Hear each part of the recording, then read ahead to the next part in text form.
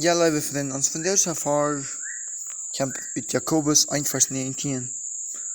Du sagt jetzt, es steht, Miene, leewe Breeda, siet schwind bij de Sach, toom horchen, äwalajcht goot räden, woat leicht da.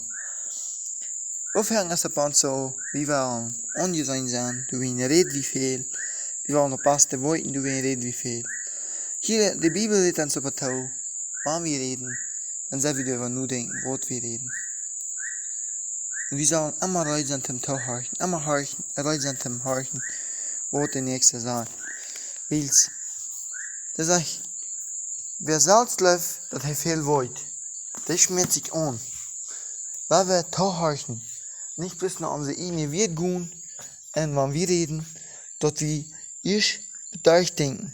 Ich kann nur so sagen, wie so, aber ich dreimal bedenken, was wir reden wollen. Dann, wo wir nicht so viel anderes reden. Weil wir wollen für jeder Wort Rechenschaft auflegen. Was wir wollen reden. Mocht wir abpassen, was wir reden tun. Und aber welche Leute sind zum Tag horchen. Weil dort ist, was Gott will. Mocht der Herr uns Kraft geben, dass wir an das auch üben können, dass wir mehr können Tag horchen, nicht so viel reden. Mocht der Herr mit uns sein und seinen Segen über ihn schenken.